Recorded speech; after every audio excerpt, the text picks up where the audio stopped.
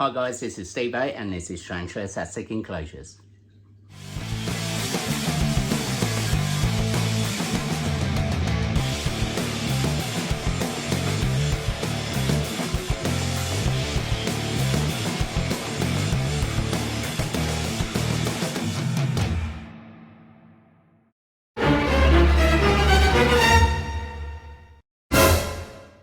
Hi guys, welcome back. Right, today we have had more assassin bugs arrive. Now I'm so chuffed about this.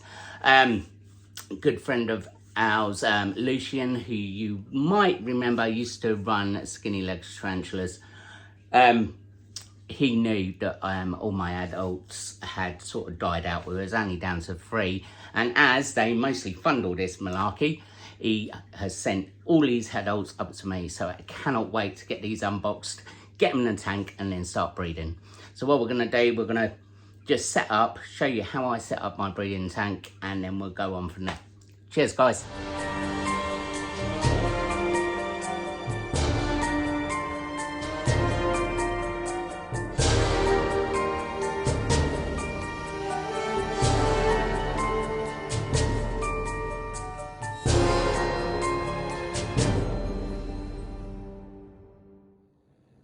So guys, we're going to set up a tank for breeding.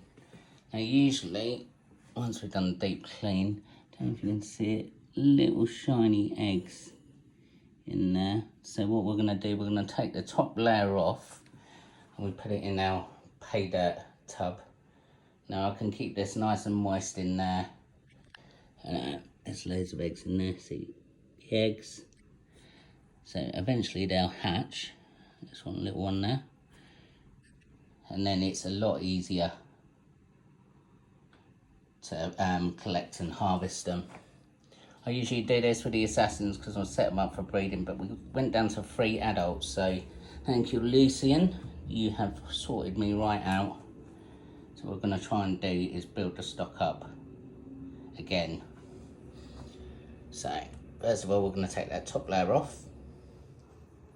So what we're going to do, we're just going to take that top layer off and put it into the hatching tub. You don't need a lot of substrate in these, they don't really burrow that much, but you need to keep one side quite damp. So we're only just going to take the top layer off, have a quick scoop round. If you see any more eggs, just put them in. And that's that bit.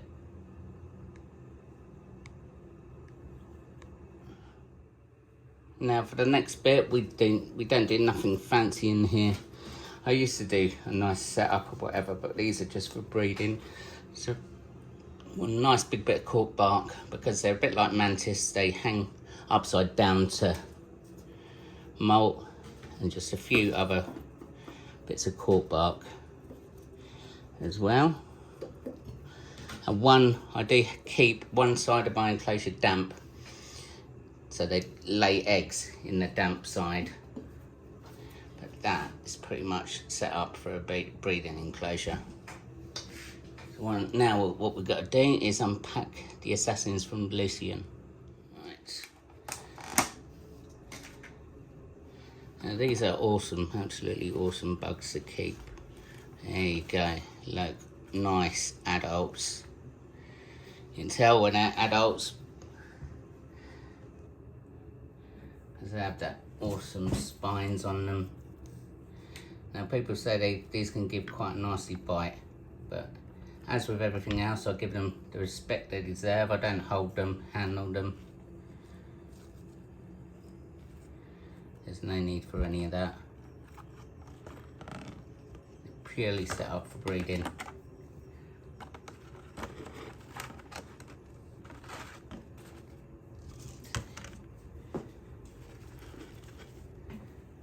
Crazy bunch, that's sorted me right out, but if you look closely, you see all them gnarly spines.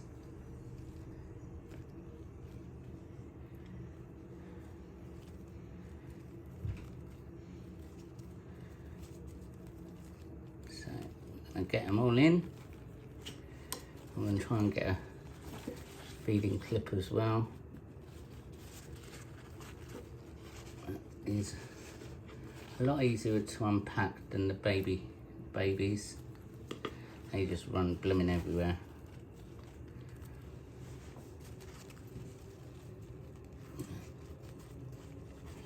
Okay. All in. Last one, come on. In you pop. There you go. Let's have a quick look at these.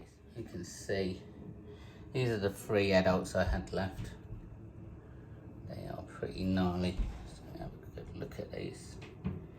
They're the biggest assassin bugs as well. So we're going to pop them 3 in. Just there. There's a couple of leftover crickets. I always keep crickets in there because it seems to me the more they feed, the more they actually breed. That's my theory anyway. It seems to be working. And we did find some baby ones.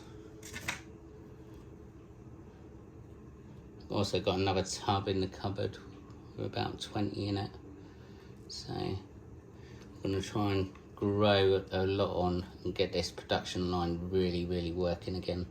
So I'm just going to pop those ones in, like so.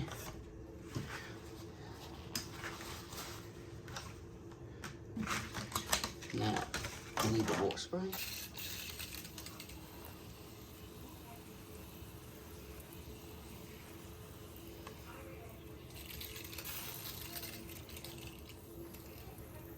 There we go. We are back in business. Just give it a good soak in. They've been in the post for a while, so they'll drink the water droplets and everything off all the cork bark. So that's it. This is how I set up my breeding enclosure.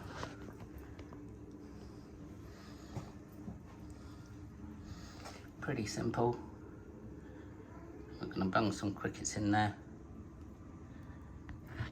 Let them have a good feed.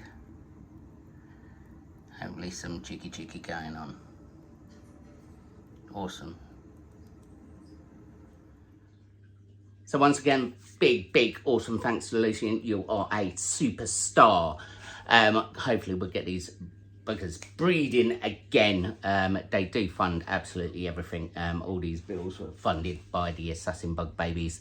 So hopefully in about 3 or 4 weeks, we should have awesome harvests. We've set up the tank. As I said, I like to keep my assassin's bugs well fed, so I always keep crickets in there. They seem to, the more you feed, the more they breed. Keep your damp area, keep it just room temperature, and no need for heat mats or anything like that, and just leave them to it.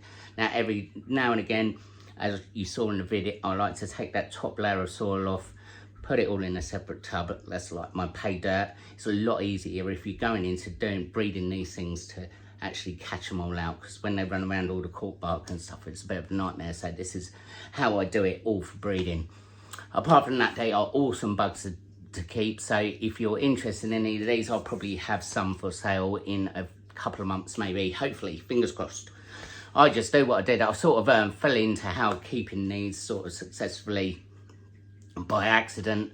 I set it up in a terrestrial enclosure. I know other people have tried arboreals and it didn't work. They didn't get any babies. So I sort of lucked out with these guys, and over the last couple of years, I must have sold over thousands and thousands. Spidershop have had them for trades and sold shed loads. They do absolutely just fund everything. So thank you very much, Lucian. You have helped carry on the builds. Apart from that, guys, we're going to end it there as usual. Please comment down below. Please hit that notification, subscribe button, hit that notification bell. Notifies you of upcoming videos. Doesn't cost you a penny, but it does mean a lot to me. Apart from that, I shall see you later.